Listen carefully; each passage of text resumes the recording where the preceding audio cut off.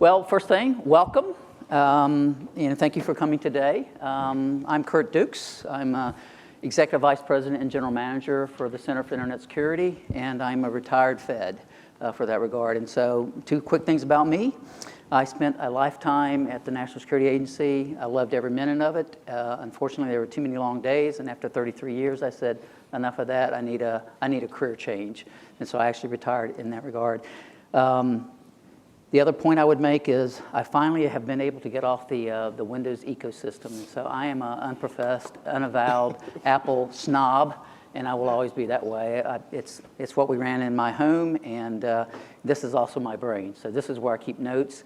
I don't take notes on paper and pencil anymore. Everything's in notes. That way it becomes it's digitized already for me. The second comment I'll make is I also got rid of the East Coast badge of courage, which is called the tie. And so I wore that for almost 7 or 8 years.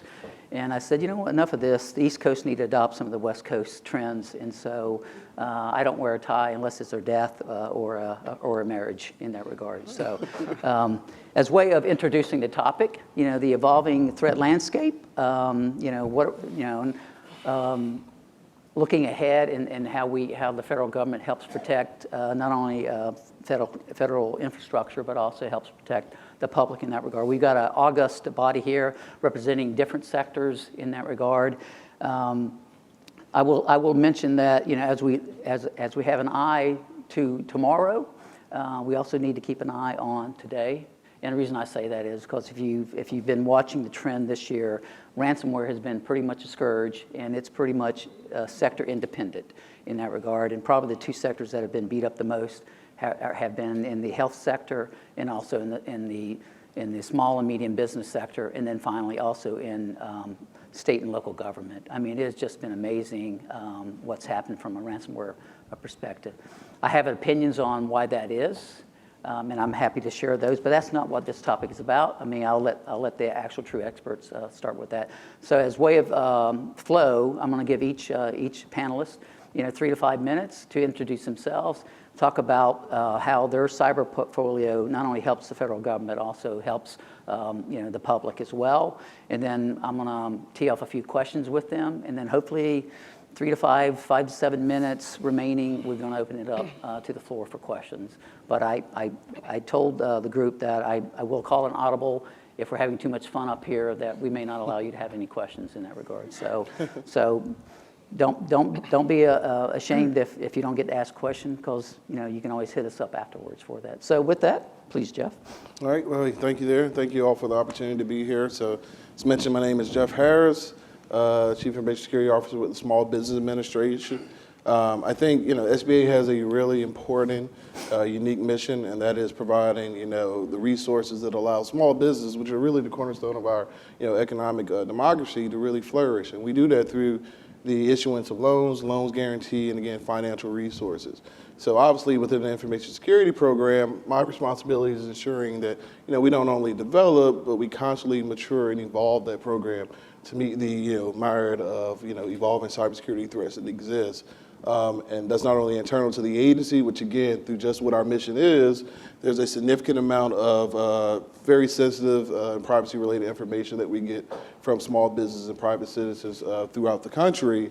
But additionally is how do we ensure that we not only keep that information safe once we receive it and we have it, but then also in the transmission of that data, and then further helping them in regards to keeping that information safe with its own their own cognizance and responsibility. And I'm pretty sure one of the things we'll touch on, so I'll kind of leave it limited here, is that with a lot of the small businesses that exist today, and this is very common also for larger organizations, again, when we talk about cybersecurity and the ability to really try to do that well, it's a constant challenge. Something that we're always getting better at every day. Small businesses, that's an area that we really, really try to focus a lot more, and again, providing the resources and the information they need. So again, thank you. Yeah, please. So I'm the Chief Technology Officer for the U.S. Department of Health and Human Services Office of the Inspector General. If you ever see me with a badge, it's usually shortened down to just initials because it's a mouthful. But in my role, I'm in charge of our software development and software engineering, as well as our cloud platforms. And the mission of HHSIG is to fight waste, fraud, and abuse in HHS-administered programs. Some of our portfolio is NIH, CDC, FDA, and then we have a bunch of other ones. But we're the largest grant-making organization in the entire world, so that's a lot of money. To give you also some perspective, HHS's, I wouldn't say budget, but what we oversee is over, I think, over $1 trillion. Everyone kind of rails on the DoD about how much your tax dollar goes towards that. I think they're 24% with the Medicaid, Medicare programs, as well as what we do for our research is about 27 or 28%. So that's a lot of stuff that we're responsible to ensure. But as part of what my team does is we build tools to assist our agents, our auditors, our evaluators and inspectors, as well as our legal team and our front office to actually do their missions. Some of the stuff we've been doing to accelerate that has included looking at different cloud technologies, much the same way in the commercial sector is doing that. But we also deal with a lot of protected health information, PHI, for one of those. And we have the same type of responsibility of how we handle that, including data residency, whether or not it be CONUS, OCONUS, but also protecting at the same level. That's a lot of personally identifiable information, and we do that in aggregate to be able to fight waste, fraud, and abuse. But in general, for us is to get inferences so that we can actually do investigations. So there's a lot of law enforcement data as well that's tied into health data, and when you commingle that, it gets to be rather challenging. So. Vincent? Hi, thank you for having me. My name is Vincent Sritapan. I'm with the Department of Homeland Security Science and Technology Directorate. We are the research arm for Homeland Security. So if you think about the R&D, both applied, more on the applied side of research and development, that's what we do for the various components, FEMA, TSA, CBP, Coast Guard, CISA, you name it. In my role, I'm the program manager for mobile security research program and also emergency communications research. So what we focus on, and I'll talk about that, that's the main hat that I have, which is research, right? So we have mobile device security when you look at software-based roots of trust. We look at actual firmware analysis and vulnerability discovery at scale in the supply chain. These are efforts we're working on. When we look at mobile application security, we actually have programs that actually do research to help enable secure mobile app development throughout the life cycle, so that whatever platform you're building on, whether it's native or it's some Xamarin, you name it, you can actually have more than just a plugin for your security element, but you don't have to do the app vetting at the back end. There's a lot of efforts around secure mobile app development. The other one that we currently kicked off is actually our broad agency announcement. So this is out, and we're doing review for proposals now, but this is around secure and resilient mobile network infrastructure. So we're focusing on everything from 4G LTE and below for security. We're looking at 5G security going forward, and then even enterprise mobile network security. So if you think about your device itself and the network traffic, how do we handle that as an enterprise? So we focus primarily on those areas, at least in my role. I also have another hat, which is the co-chair for the Federal Mobility Group under the FedCIO Council, working across 200 plus members, 45 plus different agencies. Anybody who owns and operates a mobile program in federal government is usually a part of the group. And we work both cross, I would say cross collaboration, but grassroots efforts, things like mobile digital signatures to 5G investments. If you think about the National Spectrum Consortium with DoD OSD, R&E, you think about people looking at O365 integration with Intune or whatever MDM you're going to use. We work on these from security, acquisition, 5G mobile network infrastructure, and then mission enablement. So it's a broad area that we focus on. It's primarily research and development to protect and enable the Homeland Security mission, but that's what we do. And Ian? My name's Ian Wallace. I run the Cybersecurity Initiative at New America, which is a think tank based here in DC. And that means that I'm in the happy position of not having to defend any networks and being able to step back and look at what are the public policy responses that make sense in order to help these guys do their job better. Among the sectors we've focused on recently, we've done quite a lot of work on state and local cybersecurity, where ransomware, as Kurt says, has been a massive issue in recent times. Just today, we published a major 72-page report on healthcare cybersecurity. Please feel free to go to our website, www.newamerica.org, Cybersecurity Initiative tab, and see 17 recommendations for how we might take forward better healthcare cybersecurity, and we also do quite a lot of work on workforce, including partnering with Florida International University to host the National Initiative on Cybersecurity Education, Davina's organization's annual conference, which this year will be taking place in Phoenix on the 18th to the 20th of November. So 600 roughly folk who are focused on cybersecurity workforce. If you're able to join us, please let me know and or go to our website to see how you can register for that. Great. Thank you very much. So unfortunately, Jeff, you're sitting to my left, and you get the very first question. Many small businesses are victims of ransomware. It takes a great deal of sophistication and time to back up systems and test them. How are small companies backing up their data so that they do not have to pay the ransom? Are they using cloud services, or do many of them find a way to do their own, to do it with their own people and software? Yeah, no, so it's a really good question and an interesting one. And, there's a very simple response to that, right? And I'll elaborate, is that, they're using some of the same technologies that larger organizations are using, right? There is no really kind of magic bullet to that. So whether that's cloud or, managed service providers or any type of on-prem technology, I think probably a better focus in that question is, it's not necessarily how they're doing it, but are they doing it? And when they are, do they know what is the critical information that requires to be backed up? One of the things that we did through a partnership with DHS, and it was really in response to the National Defense Authorization Act a few years ago, was develop a small business development center cyber strategy. And in regards to that, and it really kind of talks to Dr. Pruitt's notes in the keynote, is that when we talk about the education and what small businesses or even larger organizations really should be doing, again, it's still a constant challenge. Most don't really know or have identified yet what their really critical information is. So when we start talking about backing it up, it's just we're making action without really progress for the most part. And then further to that, the common lexicon of the words that we all know and really familiar with, we say things like ransomware, malware, and so on. Those are things that are still just not really familiar to them. So there's a lot of education that's really going on in that space first to just help them identify, what are these really kind of common threats? Like what is ransomware? And when we get to that part, really providing more guidance relevant to these are the types of things you should look for when you're trying to identify within your organization what truly is your critical information. We have enough laws that really kind of tell us and provide us guidance, but again, for the small business community, that's still an area where, again, there needs to be a little bit more further development. And we're making a lot of great strides, so on, but I think that's really the kind of premise there that really helps focus on those conversations of, how are we actually performing these type of more technical things, which generally are always a little bit of the easier.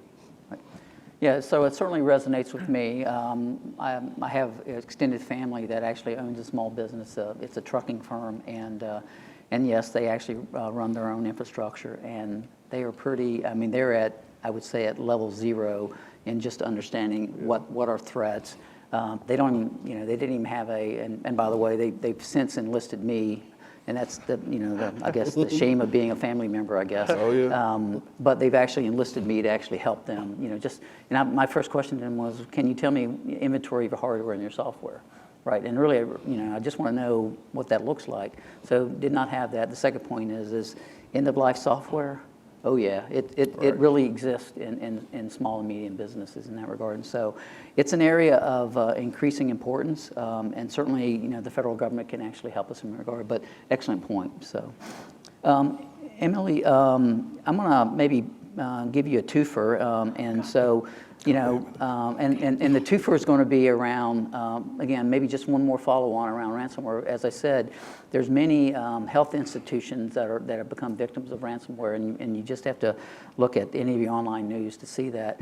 So, what are your thoughts around how do those institutions adapt to the scourge, which is ransomware? But then also, equally importantly, there's been a lot of discussion around medical device security. And this Internet of Things, and we kind of lump those medical devices into those Internet of Things. They're all technologies that exist that help humankind, but there's this rush to market, and security is typically not. It's an afterthought in that regard. But just maybe around what is your department doing around trying to help secure medical devices? Sure. Well, I can't speak directly regarding the actual medical device security, although the FDA has been looking into that.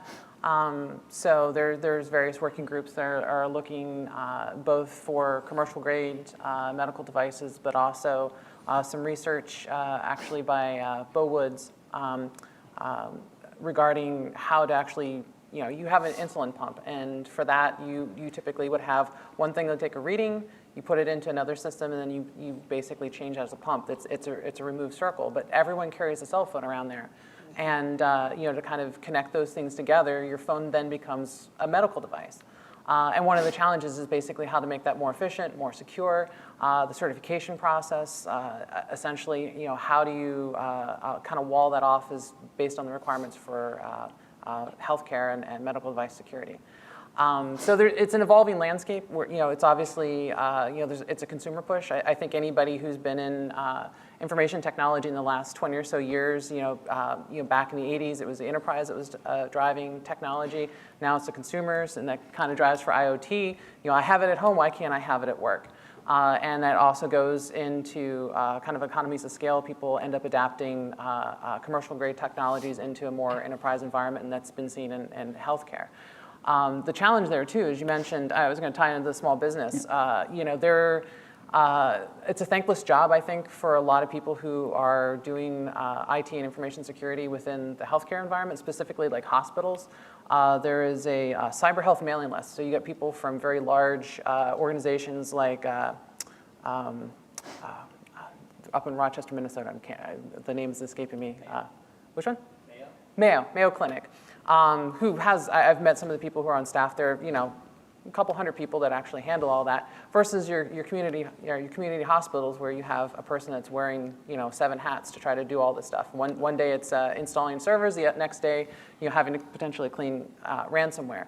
And it's a struggle to basically try to scale those types of solutions to not only address if they get hit with ransomware, do they have proper backups? Have they tested those backups to recover from that? Or are they just going to go and pay the ransom because it's actually cheaper than having to actually restore or try to rebuild the system?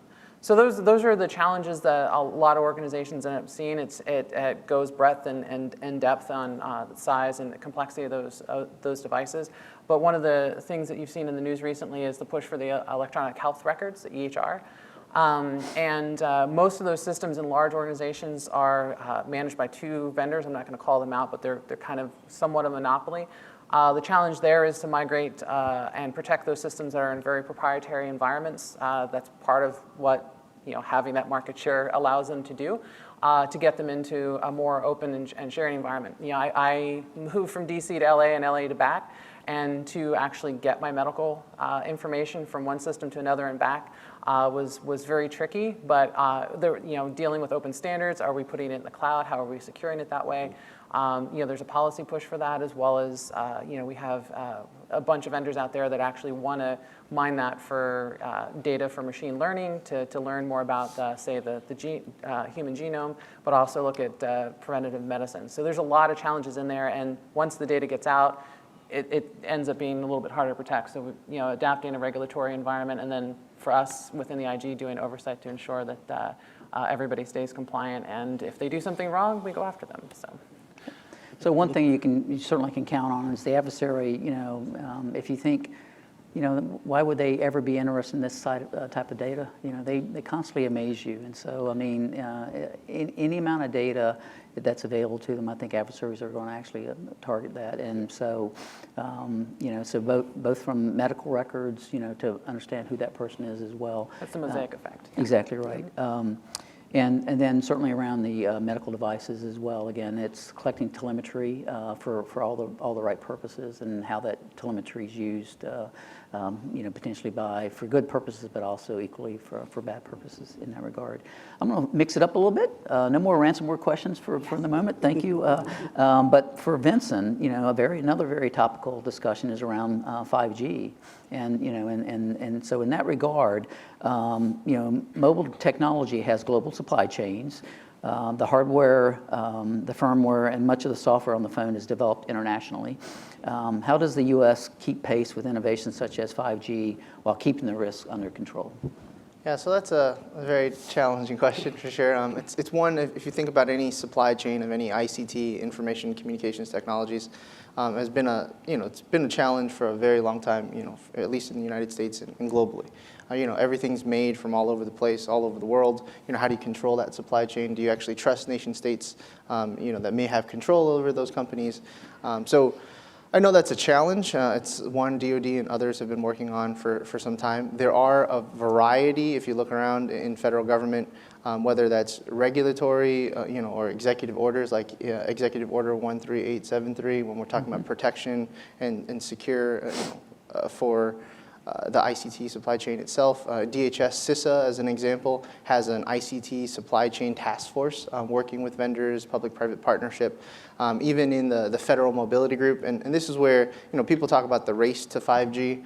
And it's the race to secure 5G, right? And you've heard this from the former FCC chairman and others talk about that. And it's really the truth. Like people, if you focus on 5G and all that it's great and it's able to offer you ultra reliable, low latency communications, massive machine type communications, all these different things, which are wonderful. People really, if you go too far ahead and just say, hey, I focus on the mission application, right? All the things that artificial intelligence, all the things that drones, whatever you may use with this new, bigger pipeline, more reliable, more capable, you can't forget about hey, I need to secure it first, right? In order to get to the part where, America can innovate in Uber and other applications, we have to make sure, the core, the RAN, the infrastructure, our devices itself, they're secure. So you think of things like the NDAA in the past where we have, Section 889 prohibiting, certain parts of Chinese manufacturing you can't buy.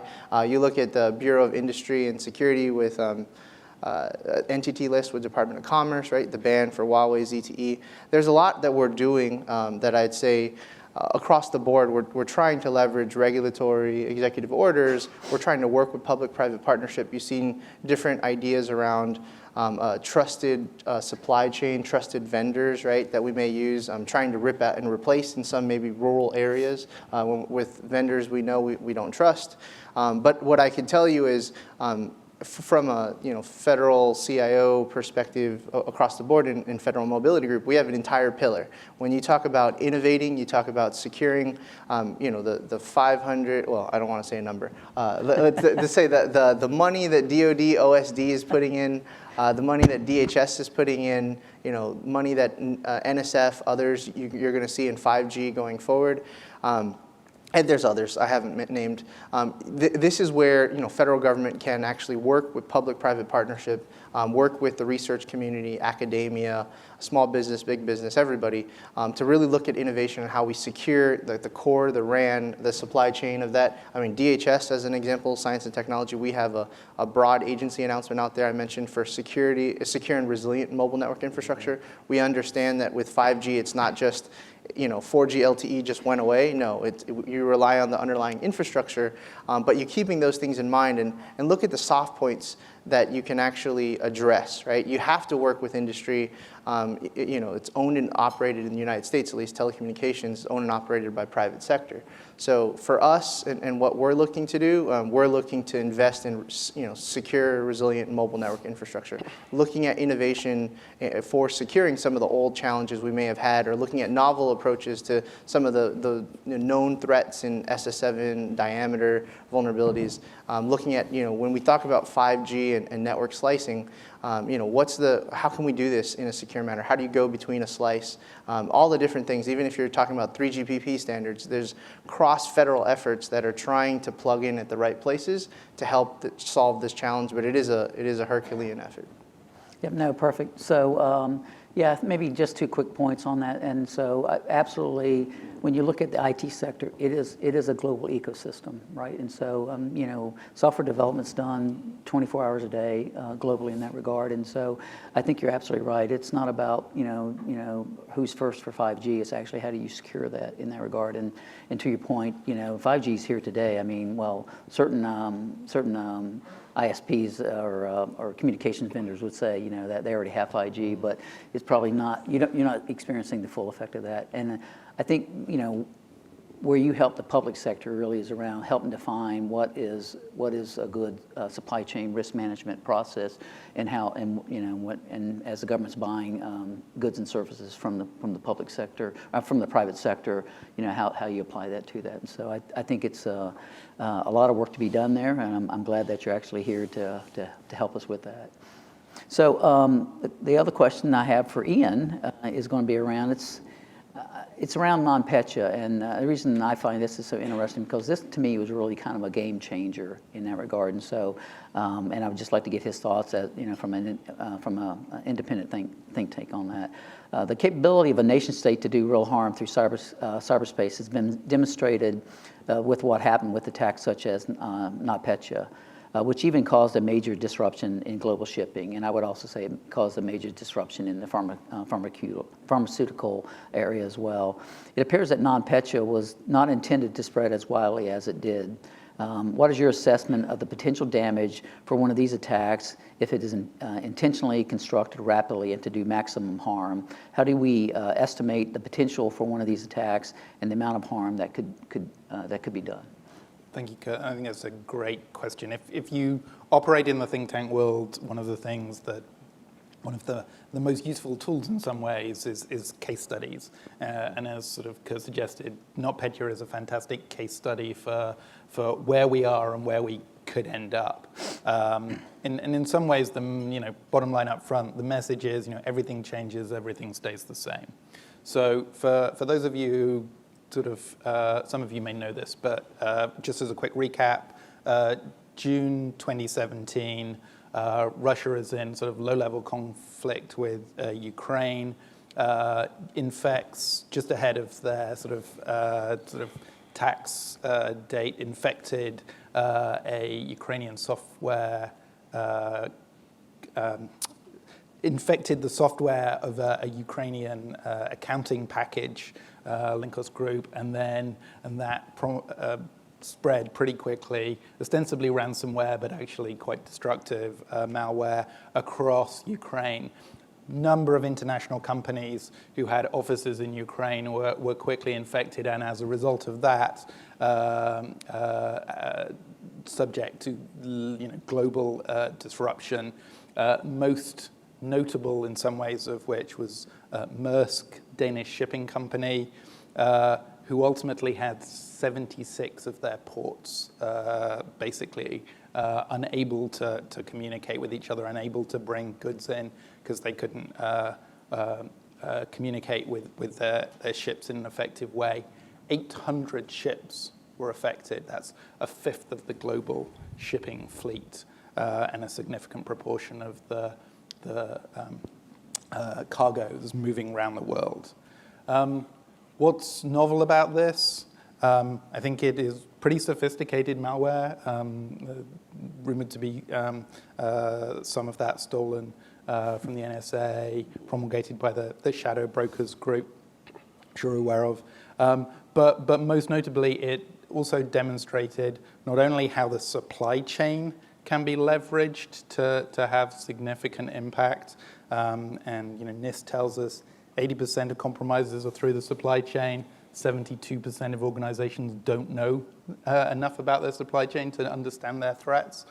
But also, and this links to, I think, the Internet of Things point, that it was a clear demonstration of just how much disruption can be caused by our still in an attack, deliberately or not, on our extremely globalized world, and the fact that we're dependent on relatively fragile supply chains to get what we want.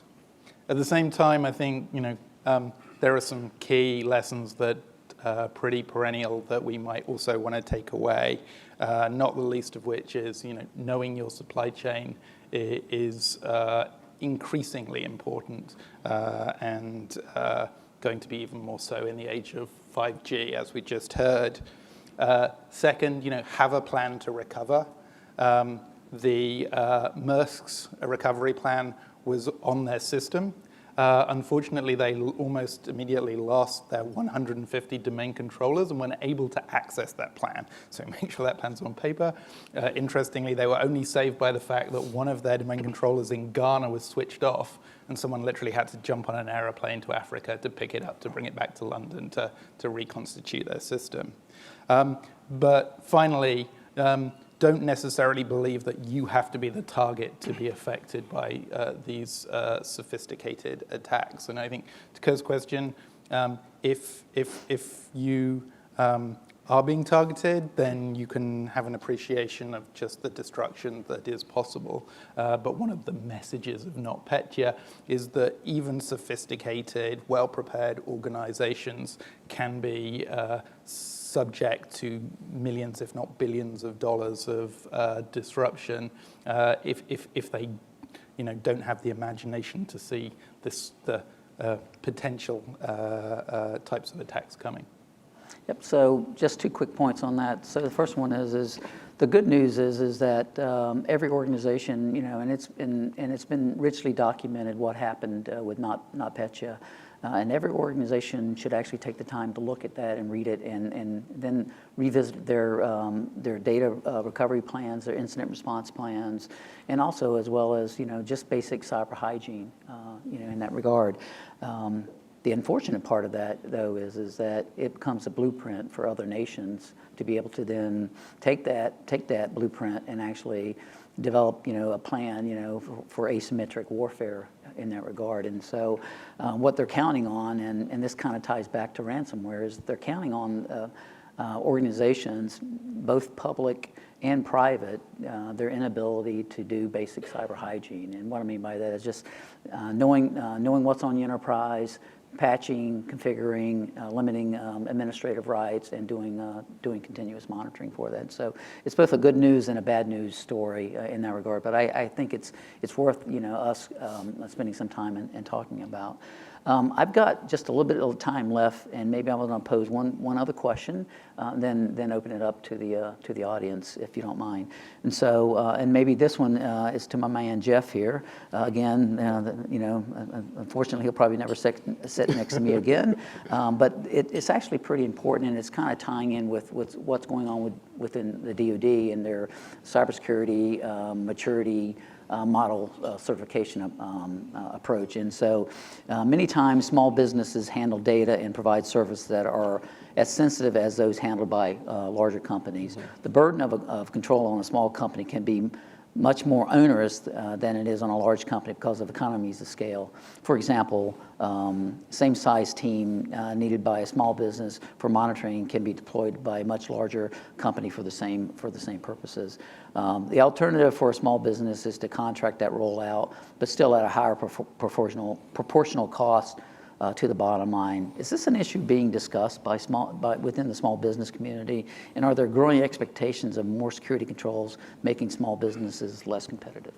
No, thanks again for that question. And again, a really, really good one. So, one of the things you just mentioned, which I think is really core and it's something foot stomp all the time, is, those kind of foundational things, right? Yep. In regards to like basic cyber hygiene, vulnerability scanning, patching, right? Removal of legacy operating systems. We can always associate those things back to associated controls, but maybe the important thing that we miss out on is like, where's the prioritization of one thing or another? So when we're talking about, a small business versus a large organization's ability to really be, I guess, more of a competitive within whatever their kind of landscape is or industry, in regards to the costs associated with cybersecurity and other things that may not necessarily, be part of their profit area. I think we still have to continuously focus on, what are those things that are critically important for them to have an understanding that these are the things we need to secure, these focus areas. And I can really tie this to technology as well, to where, today, most small businesses, and again, I hate to say this is a common example in large organizations, these challenges are not like really specific to one or the other. There's still this common misunderstanding of the value of cyber. Right, it's looked at as this thing to where we really can't understand what the return on investment is associated with it, why we really pay for it, why it's important. But in either of those situations, right, if there's a major breach associated with the loss of customer data, right, that's probably more impactful than the cost that they will pay on cybersecurity and those associated controls at the end of the day. So areas where we can definitely help and really focus their attention. We talked about the Small Business Development Center cyber strategy. There's also things that have come out of NIST, which, again, these things were never really available to small business. That were all associated from the development of the NIST Small Business Cybersecurity Act, which SBA partnered with and is a partner on the development and the provisioning of that information. And there's a lot more things we're doing based off our partnerships with different congressional leaders on where we can provide more value to the small business in the area of information. Because it really is still a knowledge area kind of gap situation that we're really facing today. And again, just the more information that we can provide to them, the more knowledge that they have is really what's going to probably give them a little bit of the competitive edge. And in the context of those things too, the federal government at large is really looking at, hey, how can we provide more support to small businesses outside of information? Because I think everybody would probably look at it, well, hey, information is great. We have enough information today. How do we really operationalize that? DHS CISA is really great in the providing of shared services through federal agencies. They're really looking at today, how can they further expand those things to state and local governments, which would directly impact and provide those opportunities to small businesses.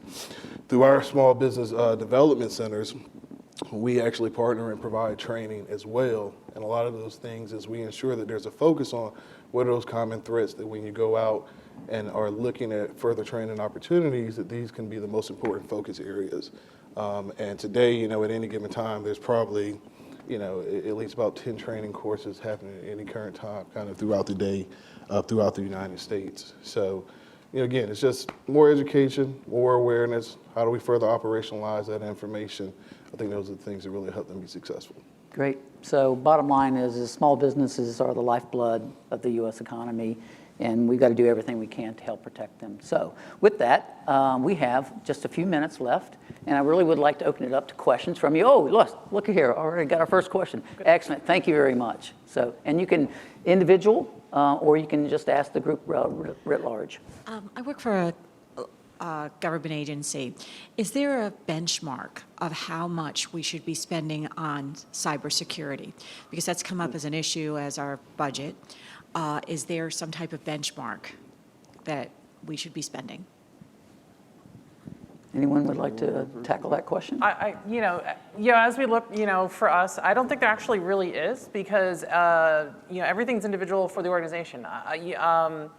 There's a paper, Security Poverty Line. It's an evaluation that every organization, business, even individual looks at. Are they going to spend it on tools, or are they going to spend it on actual staffing resources to apply that? And it varies on your mission, the scope of it, where you operate. There's a lot of variables that kind of add into that. So there's no mathematical equation that gets you to that baseline. But there's best practices. I know, with CIS, there's standards that you can follow if you can implement those, NIST and so forth, that help guide you there. But there's nothing really, I think, that really addresses spend. Yeah, so something to consider is, I wouldn't know it's necessarily a percentage, but depending on the sensitivity of your data and what's required to protect it, so you look at FIPS, and based on that, low, or high, or something in the middle of what you're trying to protect, confidentiality, integrity, and availability. I would use those types of measures to justify your spend, because there's some pieces, if it's cloud and it's a high cloud for the sensitivity of the data, well, you're going to be doing FedRAMP high. There's controls, there's a estimate cost associated with it. You'd go better that way than just, I have a $100 million budget, 10% goes to cyber. That doesn't. You can't justify that as easy as I have requirements. These are best practices I'm following. This is the amount of percentage I need. It's a perverse motivation. Yeah. Yep. No, a number.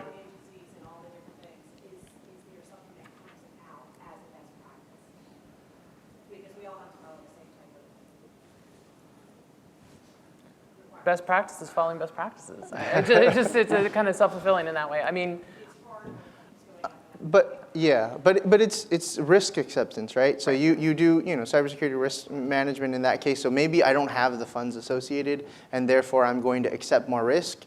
Maybe I can in government you can't really outsource the risk, but you think about if you're a small business or company, maybe you buy insurance, maybe you outsource that risk and try to transfer it. So just different ways to look at it. And you get creative with ways to mitigate things as well too.